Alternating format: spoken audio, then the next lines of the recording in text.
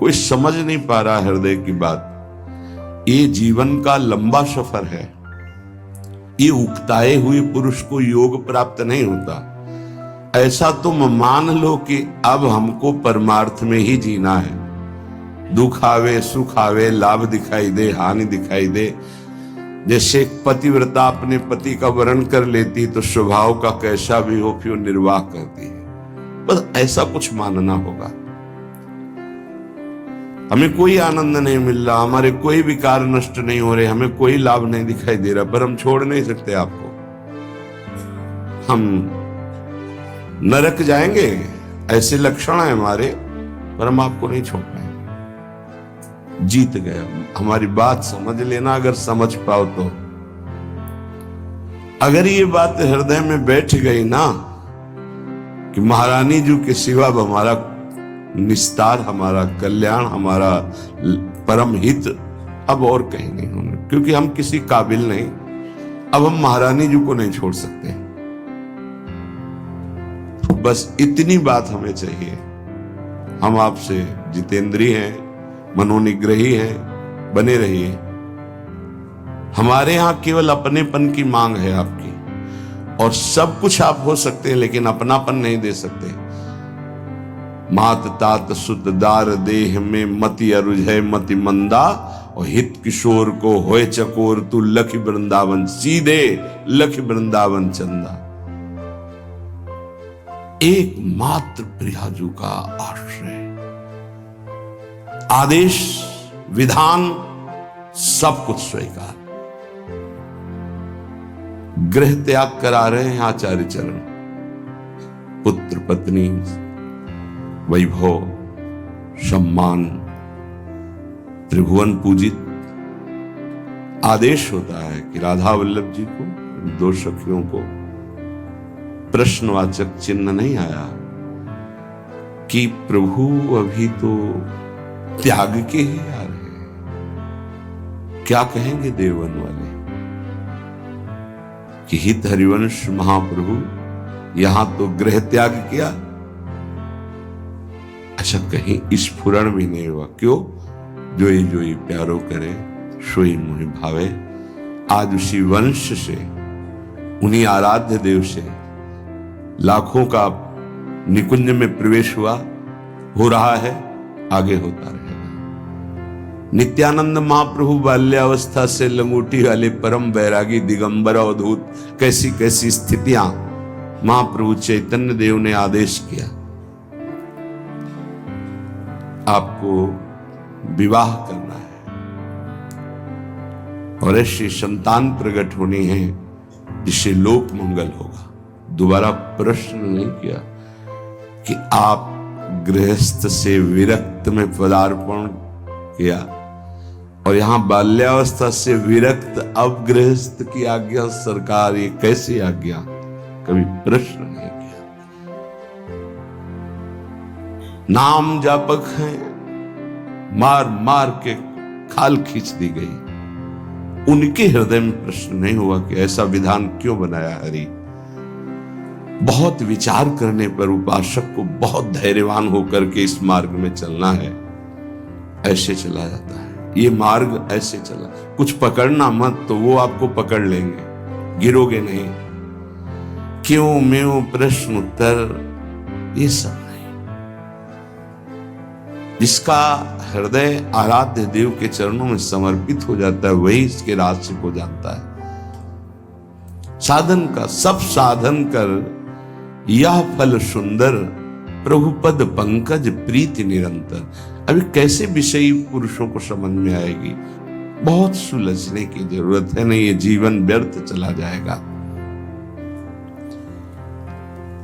दुर्वितर्क्यानुभाव युक्ता देवी निकुंज देवी श्री स्वामिनी जी बड़े बड़े तार्किकों के भी तर्क से पकड़ में आने वाली नहीं है। जैसे वेदांत दर्शन तर्क के द्वारा, श्रद्धावान तर्क करे तो उसके द्वारा वो स्थापित होता है। कह रही यहां नहीं, यहां सीधे स्वीकृति करो मेरी महारानी श्री राधा रानी, तो आपके हृदय में बल प्रकट होगा।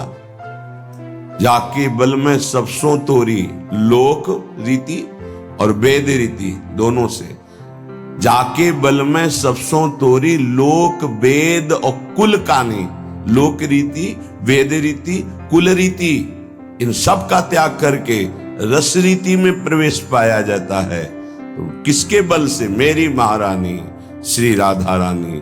जाके बल में सबसों तोरी, लोक वेद कुल कानी, मेरी महारानी श्री राधा रानी। ये तर्क का विषय नहीं, यहां स्वीकृति का विषय है। अब उपासना बताए। पहले तो ये कह रहे हैं कि ये बहुत निगूढ़ भाव है, इसे वेद प्रमाणित भी नहीं कर सकते आप। श्रद्धा और विश्वास करके रसिकों की बात मान लो। यहां तर्क वितर्क की कोई गुंजाइश नहीं है। ये भाव देश है, ये तर्क देश नहीं है। अब हमारी स्वामिनी जो केवल हाथ जोड़ने मात्र से प्रसन्न हो जाती है, इतनी करुणामय। इसीलिए लालजू महाराज जब सेवा में प्रवेश होते हैं तो ऐसे प्रवेश होते हैं, करबद्ध। बहुत कृपालु हैं, दयालुता की, सरलता की मूर्ति हैं स्वामिनी जी। जो बड़े बड़े सिद्धांतों की रचना करके उपदेश करने वाले और उनके फल को देने वाले प्रभु हैं, ये उनके अधीन है।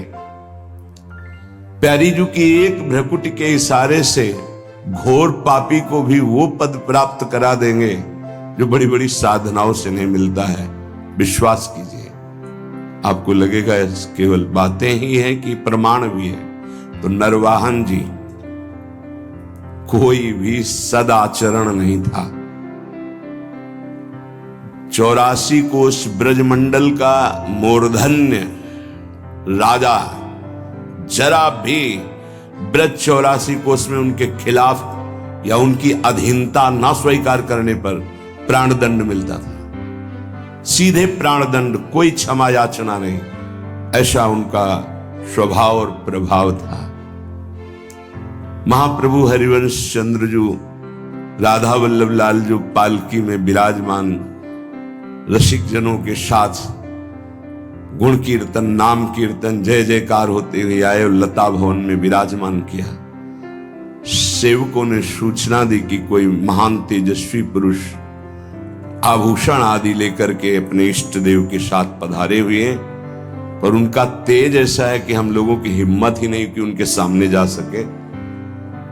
ये आपसे निवेदन करते हैं। नरवाहन जी ने विचार किया कि ऐसा कौन तेजस्वी ब्रजमंडल में जो हमारे आज्ञा पर क्रूर हिंसा कर देने वाले, कठोर हृदय वाले भी भय धारण कर रहे हैं, सामने नहीं गए, हम स्वयं चल के देखेंगे। एक भागवतिक आभा होती है, भागवतिक बल होता है। वो जिस पर कृपा होनी होती उसी को अनुभव में आता है। जैसे अपने गुरुदेव भगवान के पास जब जाते हैं तो एक भागवतिक बल वहां स्थापित है। वो शायद है कि लाडली जी की कृपा से आपको दिखाई देगा। रोम रोम उस समय बिल्कुल अलर्ट रहता, सावधान। एक अद्भुत कि जब गुरुदेव श्री जी को देख रहे हैं तो हम गुरुदेव को देख सकते हैं, लेकिन जब गुरुदेव हमारी तरफ देखेंगे तो हमारी हिम्मत नहीं कि हम देख सके, नेत्र झुक जाएंगे। वो एक अद्भुत बल होता है। नरवाहन जी पर कृपा होनी थी। हितजू महाराज किसी भी भाव से कोई आवे तो उसको श्री जी प्रदान करते, इतने अद्भुत दाता है। महिमा तेरी कहा कहो, श्री हरिवंश दयाल, तेरे द्वारे बटत हैं सहज लाडली लाल। बड़ा विचार कर रहा था कैसे होंगे, क्या प्रभाव होगा। जब दर्शन करने के लिए आए तो हिम्मत नहीं पड़ी सामने जाने की। लता भवन की ओट से देखा, जैसे प्रियाजू के नेत्र ऐसे हितजू महाराज के नेत्र,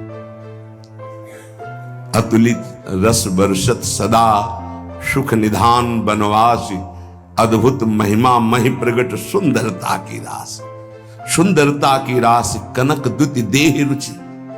जैसे स्वामिनी जी के श्रीअंग की कांति सात कुंभ तन गोरी, ऐसे हित सजनी स्वरूपा महाप्रभु हरिवंश चंद्र जी की। अजान बाहो, कमल नयन, सुंदर नासिका, सुंदर थोड़ी, युगल चरणारविंद, पान किया और बस उन्मत्तता छा गई।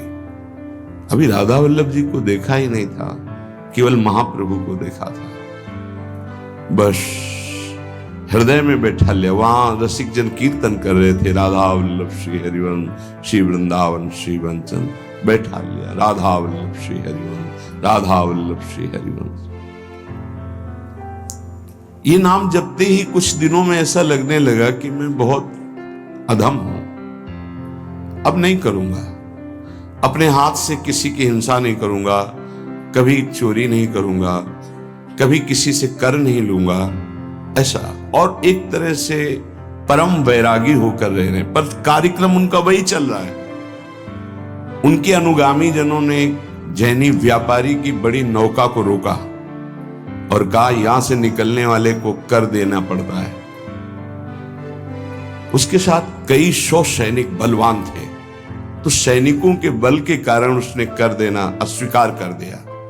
युद्ध हुआ, समस्त सैनिक मारे गए, जैनी को बंदी बना लिया, पूरी संपत्ति नाव की हड़प ली। छोटी मोटी नाव नहीं जिसमें 8-9 से सैनिक सुरक्षा में हो, तो कितना ऐश्वर्य होगा।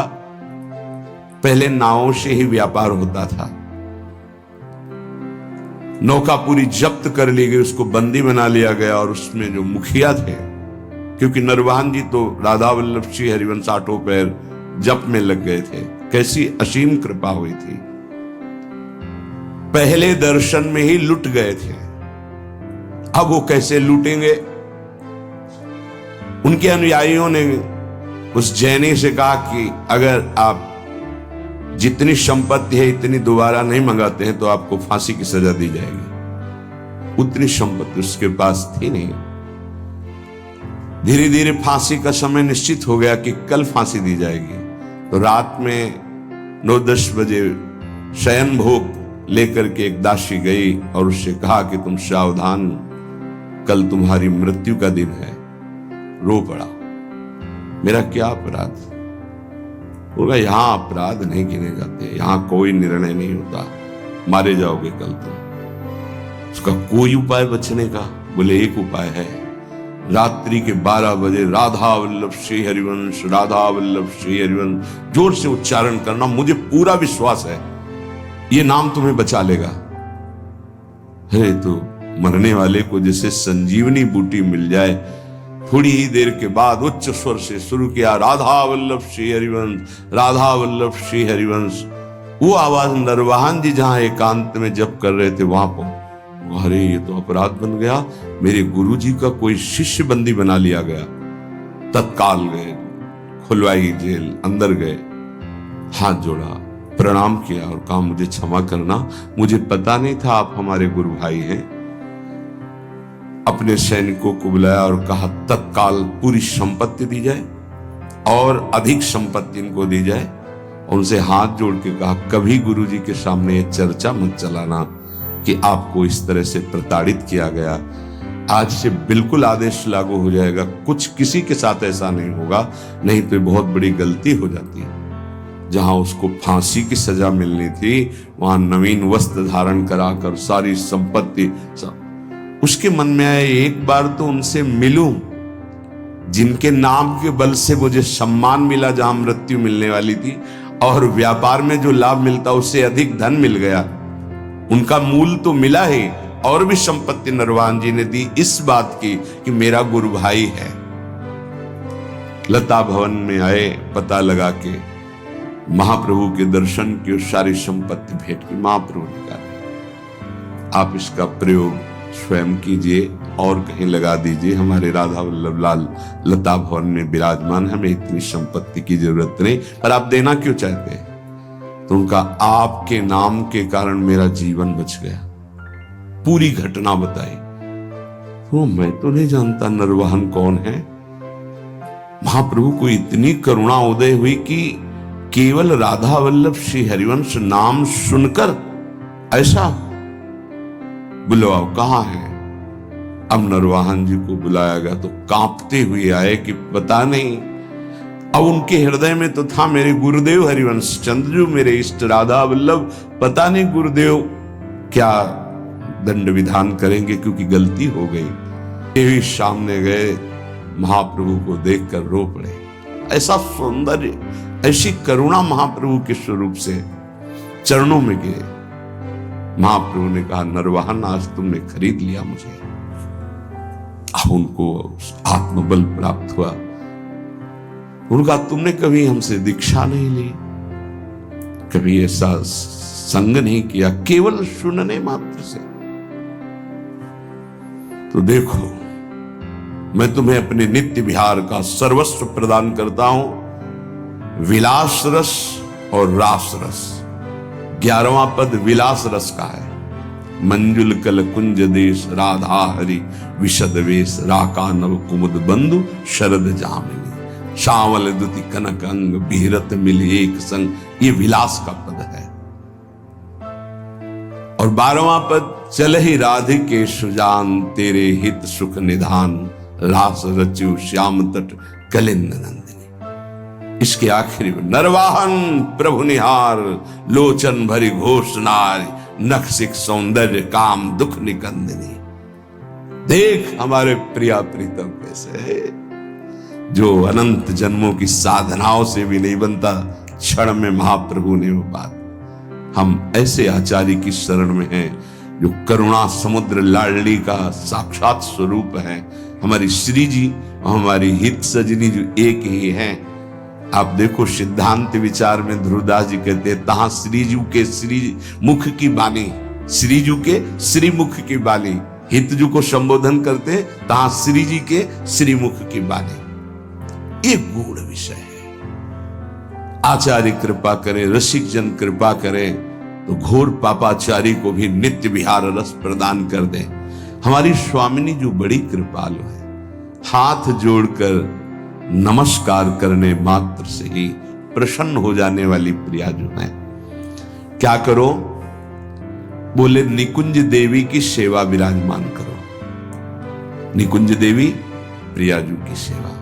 प्रियाजू ये नाम सेवा, राधा नाम सेवा, राधा वल्लभ रूप सेवा, ये प्रियाजू की है। राधा ही जहां की वल्लभ है, यह है प्रेम उपासना। यहां की वल्लभ कौन है, प्रीतम कौन है? मेरे प्राणनाथ श्री श्यामा, शपथ करो तृण छिए, रहो को काहू मन ही। हमारी प्रियाजू को श्याम वर्ण बहुत पसंद है, प्रीतम के श्रीअंग कांति के कारण। तो श्रीपाद कह रहे हैं, यदि श्याम वर्ण का पुष्प और श्याम वर्ण की गंध का आलेप कस्तूरी प्रियजू को बहुत प्रिय है। श्याम वर्ण, श्यामा मयूरवैर परिचरो परिकम्य भूयो नमत्वम, कृत्वांजल्यानति सुविनयम दिव्य गंध प्रसूनई। सुंदर पुष्प श्याम वर्ण का हो, श्याम कमल या और भी श्यामता लिए हुए बहुत प्रिय है प्रियाजू को। कस्तूरी आदि का लेपन और सुगंधित द्रव्य आदि अर्पित करके, हाथ जोड़ करके, हृदय से अपनापन करके, परिकम में 4 परिक्रमा करके, भूयो नमत्वम, भूमि में मस्तक रख करके नमस्कार कर दो, तो स्वामिनी जो अपना सर्वस्व प्रेम प्रदान कर देती है। बहुत करुणा में, ऐसा कुछ नहीं लिखा जो सब कोई न कर सके। गृह में अपने स्वामिनी जी की सेवा विराजमान करो। राधा नाम, राधा वल्लभ रूप, गुरुदेव, आचार्य, ये सब स्वामिनी जी ही है। आचार्य भी स्वामिनी जी है, गुरुदेव भी स्वामिनी जी है। जैसे हित जो महाराज को सेवक जी कह रहे, मम स्वामिनी धनी, मेरी स्वामिनी, ऐसे ही आचार्य ही गुरुदेव हैं, तो गुरुदेव मम स्वामिनी, गुरुदेव मम स्वामिनी, आचार्य मम स्वामिनी, इष्ट मम स्वामिनी, कोई अंतर नहीं है। सेवा विराजमान करके हमारी लाडली जी को सबसे ज्यादा जो पसंद है वो अपनापन पसंद है। ये अंदर की बात है। मेरी लाडली देखो, अपने जैसे अधम के पास तो सेवा के लिए कुछ था ही नहीं। इत्र भी मांग करके गुरुदेव भगवान से लाते, वही इत्र भी देते थे अपने पास तो केवल गुरुदेव ही थे, अपने पास केवल गुरुदेव ही थे, हैं, रहेंगे। जो है वो गुरुदेव का दिया हुआ है, अंतर और बाहर भी। इतनी मिश्री का भोग लगता था जो वृंदावन के पुष्प को समर्पित। और सबसे बड़ी बात कृपा की ये थी कि पर्दा लगा करके, और जब मिश्री इतनी रखते थे तब रुदन होता था, स्वामिनी जी आपके लिए कुछ नहीं है हमारे पास, पर हम जैसे हैं आपके। कभी कभी रोटी मांग के जो सूखी मिली सामने से रज के पात्र में रख के जब दिखाते थे तो जो भोग लगता था हम तुम्हें कैसे बताएं कि रोटी रख गई और घंटों ऐसे बैठे। भाव उत्सवेन भजताम रस का, हमारी प्रियाजू को, अरे वैभव क्या वैभव जिनका है वो तो उनके महावर लगाते हैं, और कौन सा वैभव प्रियाजू को पसंद आएगा। जिनका वैभव है वो तो महावर लगाने के लिए याचना करते हैं, उनको कौन सा वैभव।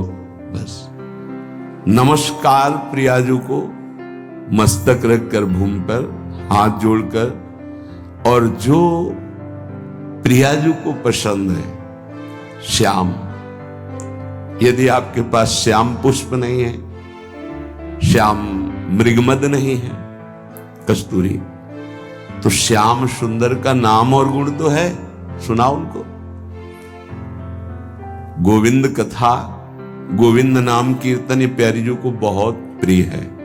जब आप सुनाओगे ना गोपाल सहस्त्र नाम, श्रीमद् भागवत के श्लोक जिनमें रूप माधुरी श्री कृष्ण चंद्र जी की, या जो महान ऋषिकों के, क्योंकि स्पष्ट समझ लीजिए, मेरे तन मन प्राण होते प्रीतम प्रिय, मुको तो भावती ठौर प्यारे के नैनन में, और खास बात नंद के लाल हरियो मन मोर। बस ये है हमारी श्री जी की पूजा। अगर समझ पाओ, पकड़ पाओ, श्री जी की पूजा ये है। तो बोले श्याम वर्ण के पुष्प और कस्तूरी आदि अर्पित करके 4 परिक्रमा करके। अगर आपको कुटिया में ऐसा विधान नहीं है कि आप परिक्रमा कर सके तो आप यहां कर लीजिए 4 परिक्रमा, राधा वल्लभ जी की 4 परिक्रमा कर लीजिए, या अपने ठाकुर को ऐसा सिंहासन रखिए कि सेवा के बाद ऐसी जगह विराजमान कीजिए जहां पीछे से परिक्रमा कर सके। बड़ा महत्व है परिक्रमा का, पूजा की पूर्णता परिक्रमा से ही है। कह रहे हैं परिक्रम्य और फिर भूयो नमत्वम, 4 परिक्रमा करके भूमि पे मस्तक रख के, स्त्री शरीर है तो पंचांग, पुरुष शरीर है तो साष्टांग। ये बहुत पहले आदेश हो चुका था श्री जी की प्रेरणा से कि हर साधक 11, 21, 51, 108 जितनी शरीर में सामर्थ्य है दंडवत करेंगे। तो ये तो सखी भी कर सकते हैं, प्रगट जिनका स्त्री शरीर है, पंचांग किया फिर खड़े हो गए, मंत्र जपा फिर प्रणाम किया, पंचांग फिर खड़े हो गए, 5, 7, 11 ये तो कर ही सकते हैं ना। इससे निश्चित आप देखना बहुत आनंद का मार्ग है श्री जी की 4 परिक्रमा। अच्छा, सेवा सब आप नहीं कर रहे तो दर्शन कर रहे हैं ना, सब सम्मिलित है सेवा में। निकुंज में सेवा कैसे, एक सखी पत्रावली लगा रही तो शास्त्रों सखियां तन्मय हो रही हैं उसी पत्रावली में, तो सबकी पत्रावली की सेवा हो रही। एक पान की बीड़ी पवा रहे, सब तन्मय हो रही तो सबकी बीड़ी सेवा हो रही। ये आंतरिक विषय है, आगे जब मन पवित्र होकर सेवा में जाएगा तो आप देख लेंगे। उसमें थोड़ा होता है कि मैंने पत्रावली नहीं, कि तू हट मैं पत्रावली करूंगी, कल तूने की थी, ऐसा नहीं। सब सखियों में एक ही मन है। अगर एक प्रियाजू को चंवर कर रही है तो अनंतों सखियां चंवर कर रही। ये बात तब समझ में आएगी जब वहां प्रवेश होना। पर मान लो सुन के, ये सुनने को ही मिल रहा है, बड़ी दुर्लभ बात है।